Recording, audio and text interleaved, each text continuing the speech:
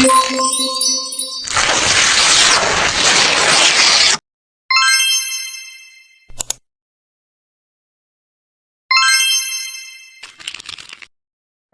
bagi kita semua. Perkenalkan, nama saya Jiniansyah Mariskanin dengan NIM 221F10154 dari Prodi PLB atau Pendidikan Luar Biasa Universitas PGRI Argopuro Jember.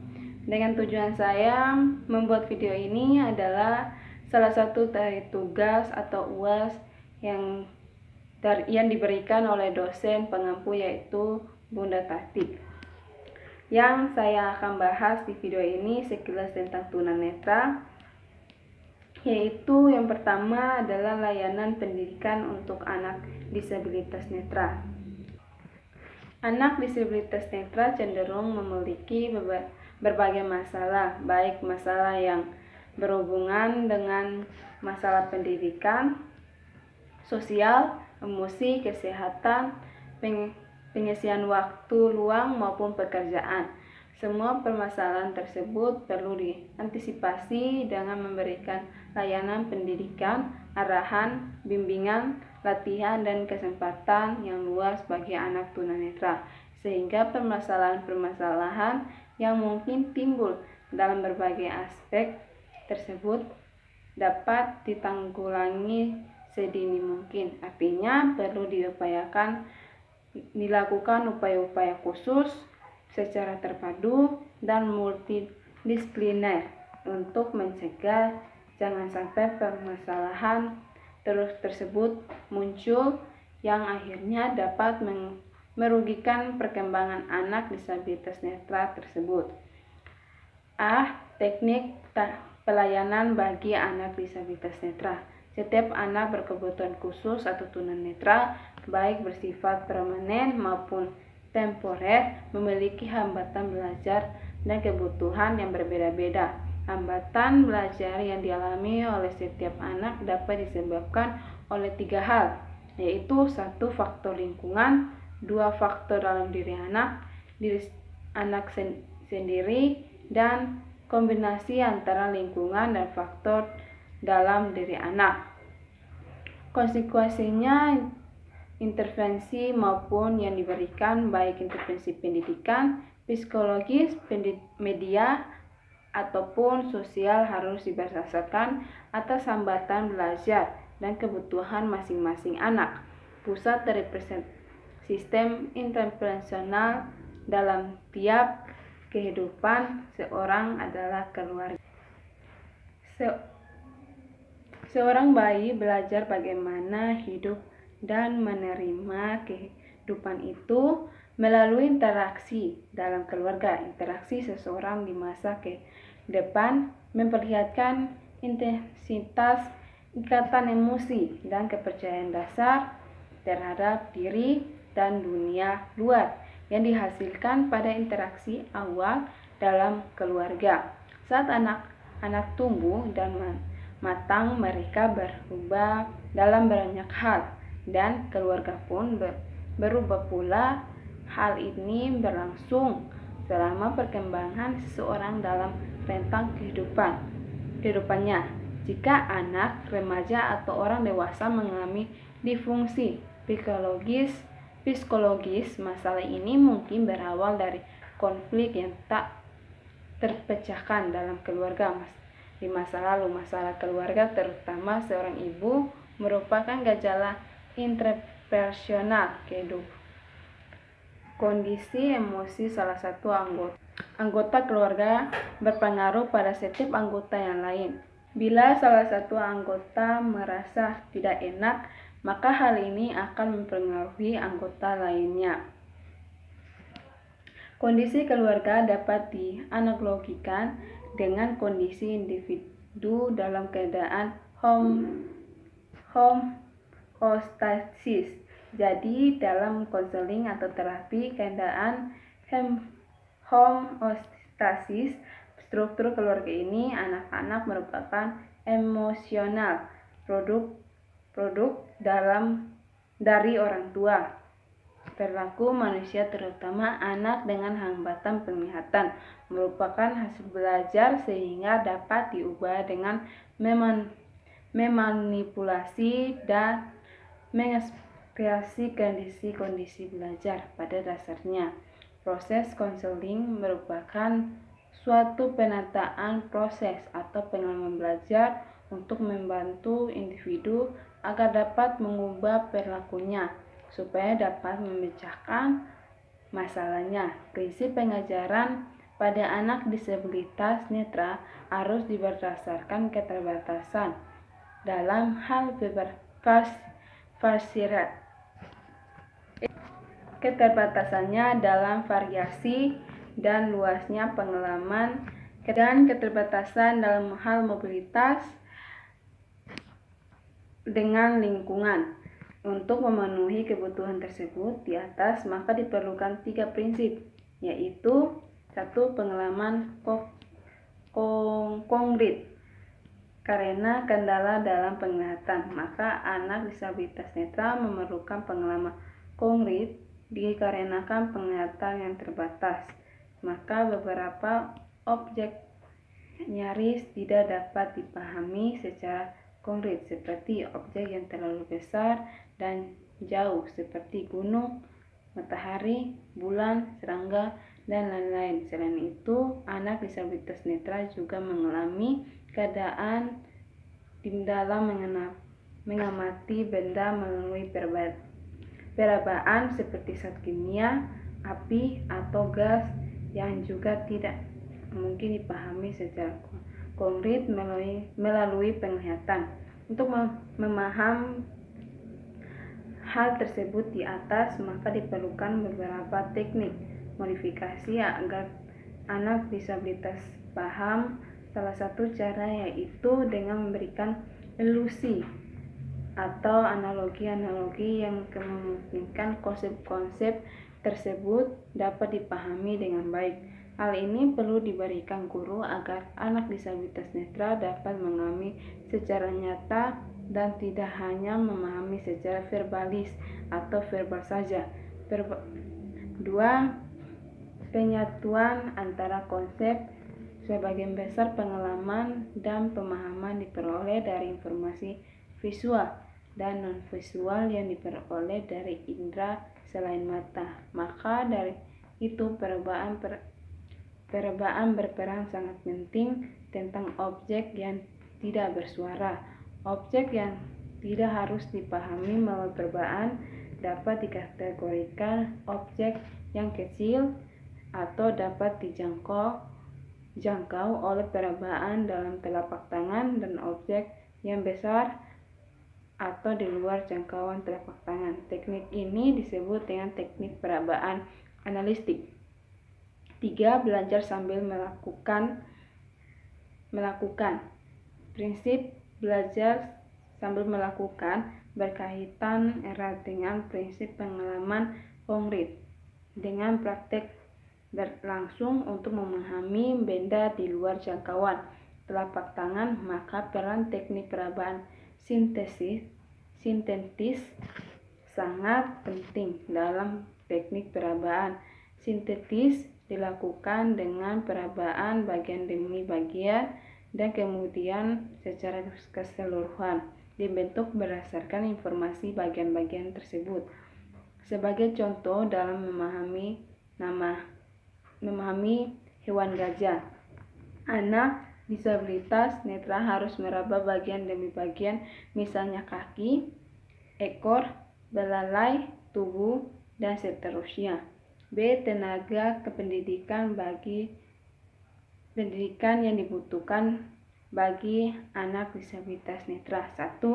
Guru dengan kualifikasi, itu SGPLB, yaitu guru sekolah guru pendidikan luar biasa, sarjana atau S1 PLB, praserjana pendidikan luar biasa, itu sarjana S1 bukan PLB tetapi memiliki latar belakang keahlian tertentu atau khusus yang dibutuhkan anak disabilitas netra seperti pendidikan agama, musik, pesan, dan lain-lain.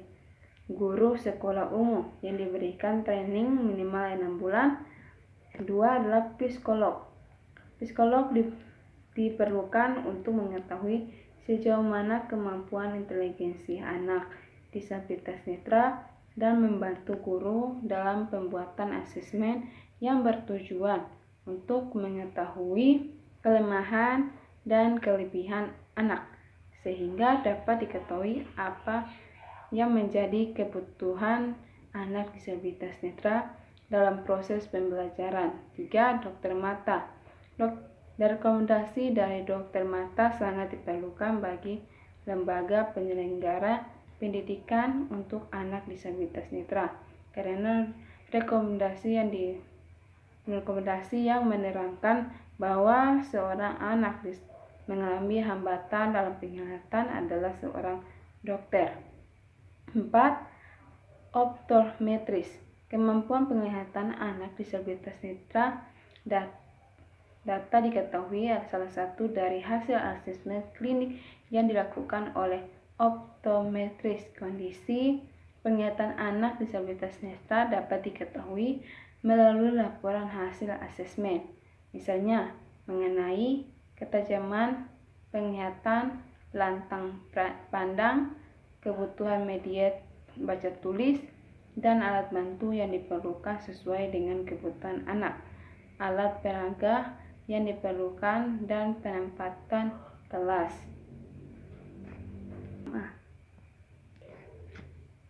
C.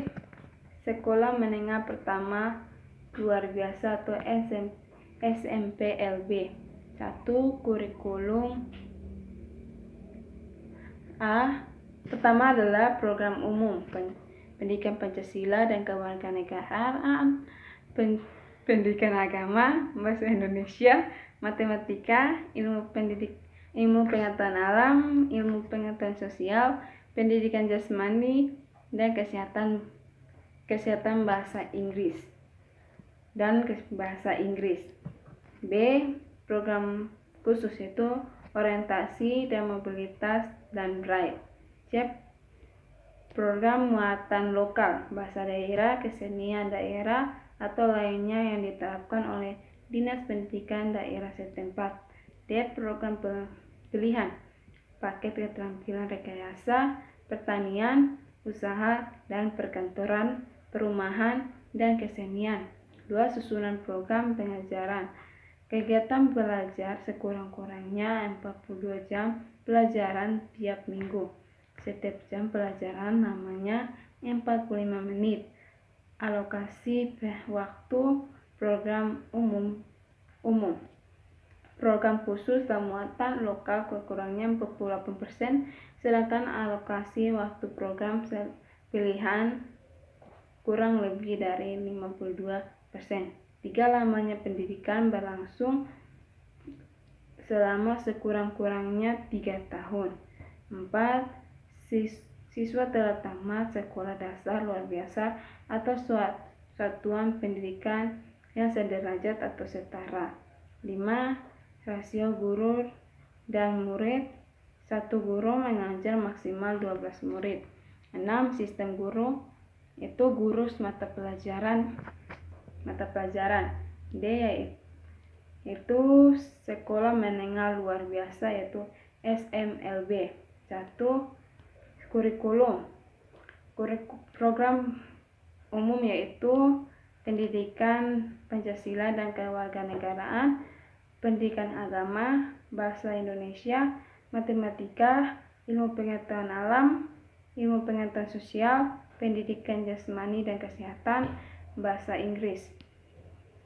2. Program khusus yaitu Braille. Ketiga, program pilihan yaitu paket keterampilan rekayasa, pertanian, usaha, dan perkantoran. 2. Susunan program pengajaran yaitu kegiatan belajar sekurang-kurangnya 42 jam pelajaran tiap minggu. Setiap jam pelajaran lamanya 45 menit.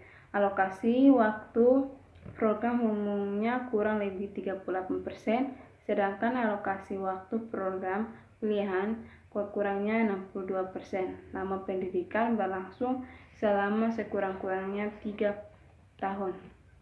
4. Siswa telah tamat sekolah menengah pertama atau yang sederajat atau setara. 5. Rasio guru dan murid. 1 guru mengajar maksimal 12 murid. Sistem guru yaitu guru mata pelajaran. 2. Model pendidikan.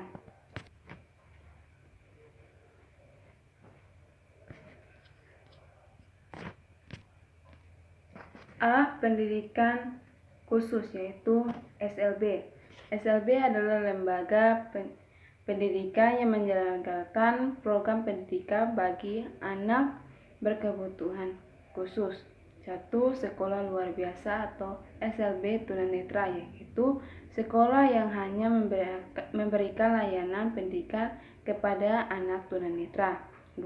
Sekolah dasar luar biasa, yaitu sekolah yang menyelenggarakan pendidikan khusus dengan berbagai macam jenis kelainan, yaitu tunanetra, tunarungu, tunagrahita, dan tunadaksa. B. Pendidikan terpadu. Pendidikan terpadu ialah model penyelenggara program pendidikan bagi anak yang berkebutuhan khusus yang diselenggarakan bersama-sama dengan anak normal dalam satuan pendidikan yang bersangkutan di sekolah reguler seperti SMP, SD, SMP, SMA, dan SMK dengan menggunakan kurikulum yang berlaku di lembaga pendidikan yang bersangkutan dengan Kemdikbud nomor 002 atau Undang-Undang 1986. C. Yaitu guru kunjung. Dari dalam sistem pendidikan luar biasa terdapat sebuah model pelayanan pendidikan bagi anak berkebutuhan khusus, yaitu dengan model guru kunjung. Model guru kunjung ini dilakukan dalam upaya pemerataan pendidikan bagi anak yang berkebutuhan khusus usia sekolah. Oleh karena suatu hal, anak tersebut tidak dapat belajar di dalam sekolah khusus atau sekolah lainnya seperti 1. Tempat tinggal yang sulit dijangkau akibat dari kemampuan mobilitas yang terbatas. 2. Jarak sekolah dan rumah yang terlalu jauh. 3. Kondisi anak tunanetra yang tidak memungkinkan untuk berjalan. 4. Menderita penyakit yang berkepanjangan. 5. Dan lain-lainnya. Pelayanan pendidikan dengan model guru kunjung ini bisa dilaksanakan di beberapa tempat, diantaranya 1. Rumah anak tunanetra sendiri. 2. Pada sebuah tempat yang terdapat menampung beberapa anak tunanetra. Yang ketiga, rumah sakit, dan lain-lainnya. D. Pendidikan inklusif. Pendidikan inklusif adalah pendidikan reguler yang disesuaikan dengan kebutuhan siswa yang memerlukan pendidikan khusus pada sekolah reguler dalam suatu kesatuan yang sistematik. Berdasarkan keputusan Mendikbud nomor 0491 Undang-Undang 1992, anak-anak yang memiliki kebutuhan khusus seperti tunanetra dapat belajar secara terpadu dengan anak sebaya lainnya dalam satu sistem pendidikan yang sama. Layanan pendidikan di dalam pendidikan inklusif memperhatikan 1. Kebutuhan dan kemampuan siswa. 2. Satu sekolah untuk sama. 3. Tempat pembelajaran yang sama bagi semua siswa. 4. Pembelajaran berdasarkan kepada hasil asesmen.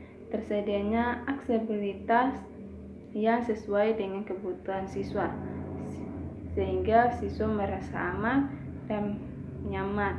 Lingkungan kelas yang disesuaikan dengan kebutuhan siswa. Kurikulum yang digunakan adalah kurikulum yang fleksibel yang disesuaikan dengan kemampuan dan kebutuhan.